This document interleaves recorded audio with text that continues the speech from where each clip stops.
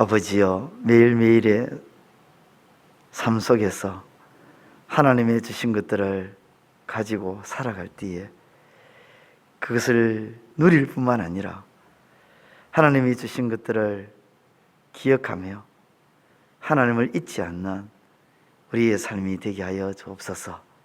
우리의 시선이 늘 하나님으로 향하게 하여 주시고, 어떤 상황에 어떤 형편에 처한다 할지라도 하나님을 잊지 않게 하여 주옵소서.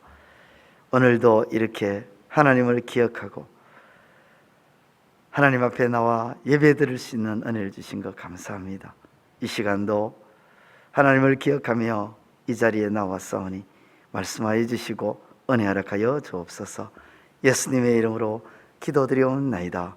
아멘. 7년간 미디안의 침략에 유린당한 이스라엘은 하나님께 부르짖었습니다.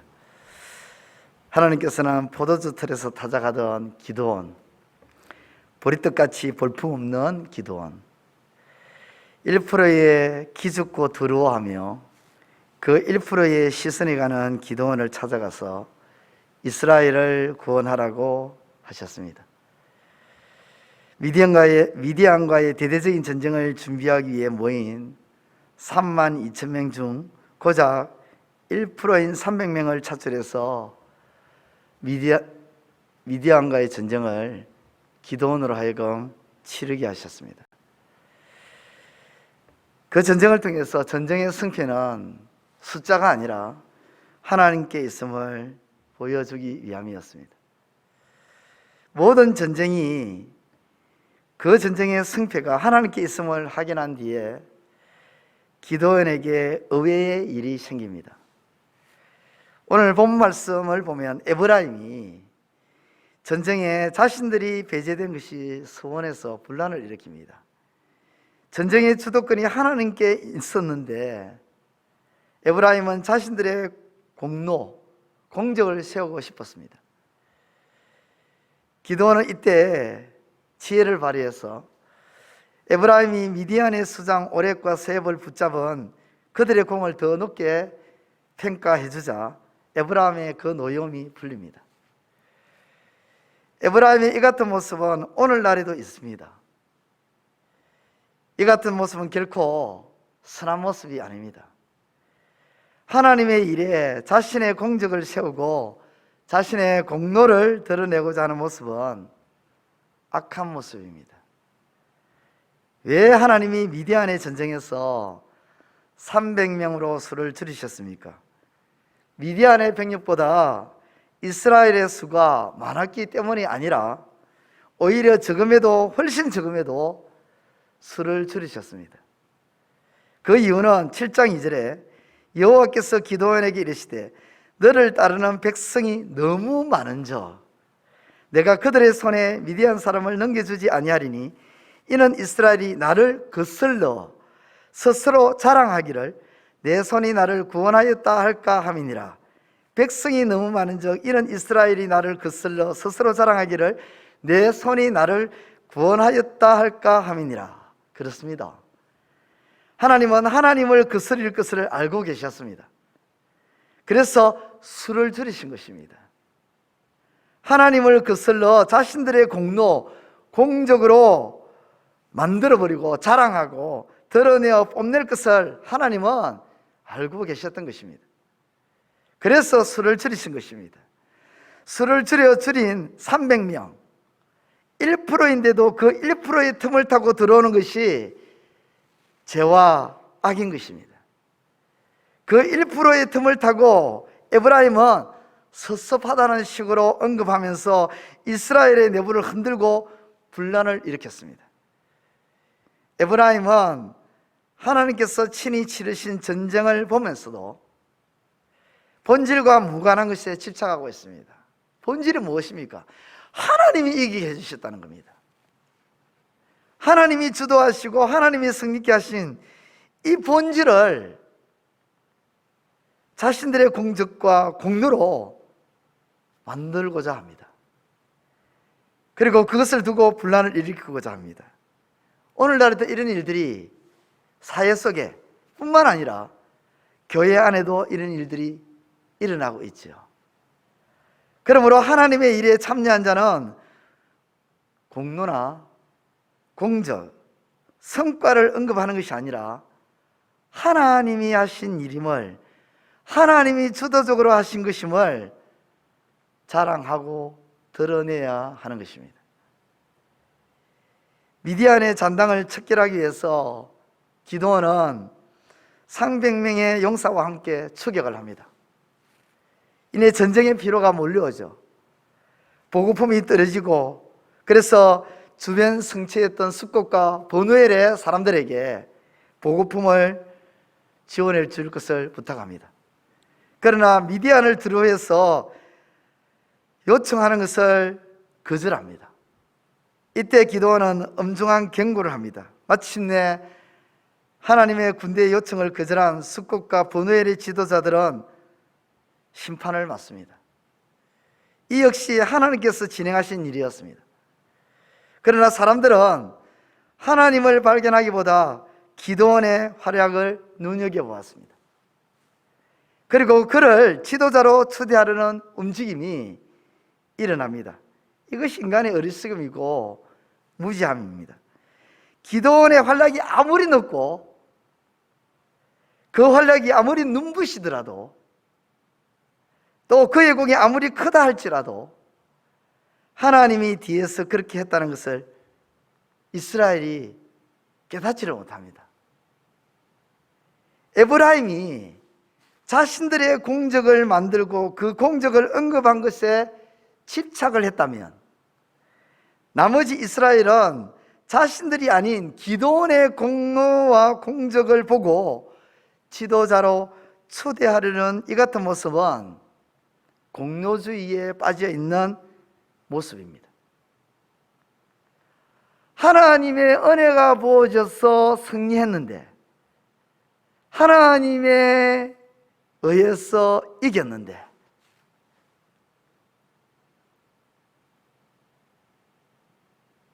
하나님을 찬양하는 것이 아니라 공로주의에 빠지고 있습니다. 얼마나 내가 많이 했는가, 얼마나 당신이 많이 했는가, 얼마나 우리 교회가 많이 했고, 얼마나 우리 모두가 많이 했으며, 얼마나 당신이 수고가 많았는가, 당신이 한 일이 이러한 일인데 당연히 상을 받아야 하지 않는가 등등 공로주의에 빠져 있는 말들을 우리는 너무도 쉽게 신앙이라는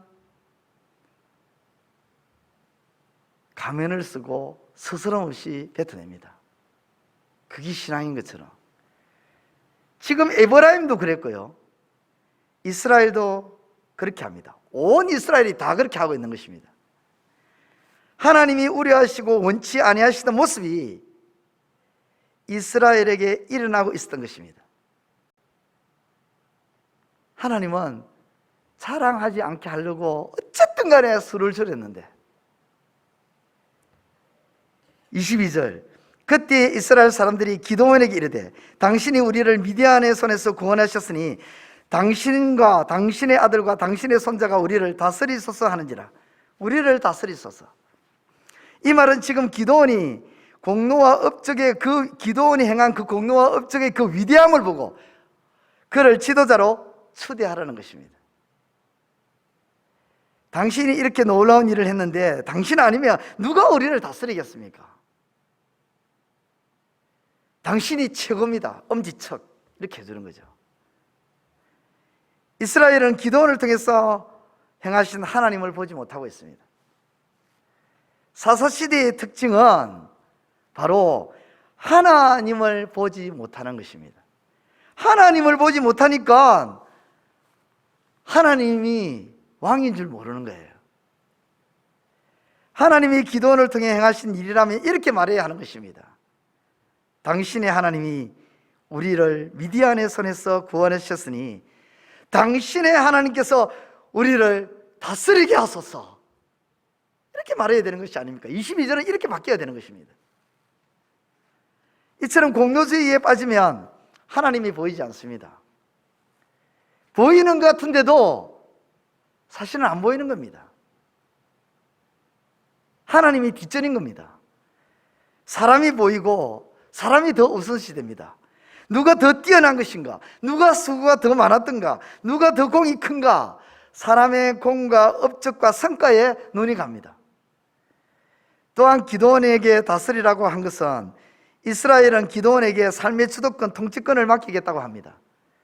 기드온의 공과 업적을 내세운 이들의 속마음은 기드온을 방패막이로 삼아서 자신들의 안전을 도모해야 되겠다 하는 얄팍한 뜻이 있습니다. 다른 말로 기드온에 더 이상 공이 없거나 업적이나 성과가 드러나지 않으면, 다시 말해서 효용 가치가 떨어지면 어떻게 하겠다는 것입니까? 버리겠다는 뜻입니다. 네가 효용 가치가 있으니까 엄지척에서 이스라엘 지도자로 삼아주겠다는 것이지, 효용 가치가 없으면 다른 사람으로 교체하겠다는 뜻입니다. 기드온이 대답합니다. 23절에 기드온이 그들에게 이르되 내가 너희를 다스리지 아니하겠고 나의 아들도 너희를 다스리지 아니할 것이요 여호와께서 너희를 다스리시리라 하니라. 여호와께서 너희를 다스리리라. 기드온은 자신의 용기, 지혜, 공로, 업적, 성과, 승리가 하나님으로부터 비롯된 것임을 잘 압니다. 그러기에 이스라엘을 다스릴 분이 자기가 아니라 그런 용기를 주시고 그런 지혜를 주시고 그런 능력을 주시고 그런 공로가, 업적이, 성과가 이루어지게 해주신 분이 하나님이심을 알기에 이스라엘의 요청을 거절하고 하나님이 여러분을 다스리기를 나는 원합니다 하고 일깨워주는 것입니다. 여기서 이 8장이 끝났다면 정말 근사할 것입니다. 그런데 기드온이 뜻밖의 행동을 합니다. 24절과 27절인데요 24절 기드온이 또 그들에게 이르되 내가 너희에게 요청할 일이 있으니 너희는 각기 탈취한 귀고리를 내게 줄지니라 하였으니 이는 그들이 이스마엘 사람들이므로 금 귀고리가 있었습니다. 27절 기드온이 그 금으로 에봇 하나를 만들어 자기의 성읍 오보라에 두었더니 온 이스라엘이 그것을 엄란하게 위함으로 그것이 기드온과 그의 집에 올무가 되니라. 기드온은 전리품 중에 금 귀고리를 모아서 에봇을 만듭니다. 에봇은 하나님과 무관하지가 않습니다.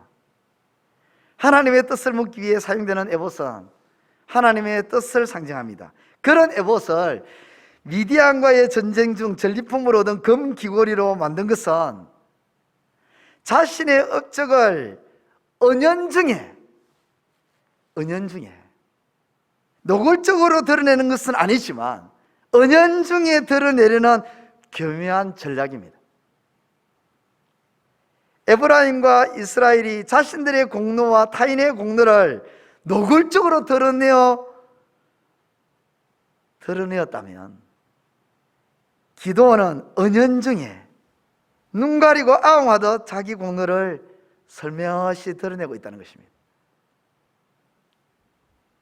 심지어 황금 에봇을 자신의 성읍에 둠으로 자기 업적과 공로를 가시적으로 눈에 보일 때마다 그것을 생각하도록 교묘하게 전략을 짰습니다.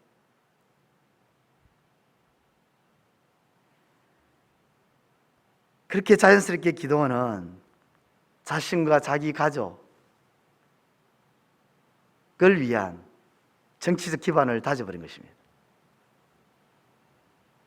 이 같은 기드온의 공로주의의 일로 인해 가지고 온 이스라엘이 엄난한 가운데에 빠지고 자기의 가족들은 참담한 일을 8장 이후에 당하게 됩니다. 기드온의 후손은 비참한 결과를 맞이하죠. 기드온은 누가 뭐래도 이스라엘의 사사이고 영웅이었지만 그는 공로주의를 피하지 못했습니다. 8장 1절에서부터 35절까지의 말씀을 한마디로 이야기하면 하나님이 하신 일을 하나님께 돌리는 것이 아니라 사람의 업적과 성과와 공로로 돌리는 공로주의에 빠져 있는 기드온과 온 이스라엘의 모습을 우리에게 말씀해 주고 있습니다. 사랑하는 성도 여러분, 오늘 저와 여러분들의 신앙생활은 우리가 마음을 먹기 때문에 신앙생활을 하는 것입니까? 아닙니다. 하나님이 주신 은혜로 신앙생활을 하는 겁니다. 그렇기 때문에 우리의 신앙생활은 그 어떤 것도 내가 되어서는 안 됩니다. 하나님의 일을 함에 있어서도 그 일이 크든 작은지 간에 내가 되었으면 안 됩니다. 나의 성과로 돌리면 안 됩니다. 나의 공로와 나의 업적으로 돌리면 안 되는 것입니다. 하나님이 내게 예수 그리스도를 통해서 주신 그 은혜를 믿음으로 내가 신앙생활을 했기 때문에 이후에 나의 모든 신앙생활에 나타나는 성과든 업적이든 공로든 그것은 하나님의 은혜입니다 라고 고백하며 살아가야 될 뿐만 아니라 다른 사람이 그런 놀라운 공로와 업적이 나타날 때에도 그 사람을 향해서 언제척해 하는 것이 아니라 그를 통해서 행하신 하나님께 찬양과 영광을 돌려야 되는 것입니다. 이것을 기억하며 살아가시는 저와 여러분들의 삶이 되시기를 우리 주님의 이름으로 축원드립니다. 기도드리겠습니다. 하나님 아버지, 은혜를 감사합니다. 우리를 아버지의 전으로 인도해 주시고 말씀을 통하여 교훈을 주시고 깨닫게 해주신 것 감사합니다. 우리는 어리석고 아둔하고 무지해서 아버지 하나님 공로주의에 빠질 때가 너무 많습니다. 내가 말을 할 때에도 내가 행동할 때에도 소위 신앙생활을 제대로 한다면서도 나도 나 자신이 잘 모르는 가운데 공로주의에 빠져서 아버지여 나를 드러내고 자랑하고자 하는 그런 제약된 욕망이 우리 가운데 있습니다. 아버지여 그런 우리를 불쌍히 여겨주시고 하나님께서 베풀어 주신 은혜임을 그 은혜에 기반해서 우리가 행하였고 우리가 행한 바 그 모든 것에 대해서 오직 하나님께만 영광 돌리는 우리의 삶이 될 수 있도록 하나님 도와주시옵소서. 우리 재건부평교회의 모든 지체들이 하나님께 영광 돌림으로 하나님의 사람으로 바르게 서고 이 땅에 있는 수많은 사람들에게 하나님이 행하신 일들을 드러내어서 많은 사람들을 하여금 하나님이 진실로 살아계신 하나님이심을 알려서 하나님께로 인도하는 정인의 삶이 되는 우리의 삶이 되게 하여 주옵소서. 오늘도 온전히 주께서 우리와 함께하여 주실 줄 믿사옵고 예수님의 이름으로 기도드리옵나이다. 아멘. 하늘에 계신 우리 아버지, 아버지의 이름을 거룩하게 하시며 아버지의 나라가 오게 하시며 아버지의 뜻이 하늘에서와 같이 땅에서도 이루어지게 하소서. 오늘 우리에게 이러할 양식을 주시고 우리가 우리에게 잘못한 사람을 용서하여 준 것 같이 우리 죄를 용서하여 주시고 우리를 시험에 빠지지 않게 하시고 악에서 구하소서. 나라와 권능과 영광이 영원히 아버지의 것입니다. 아멘.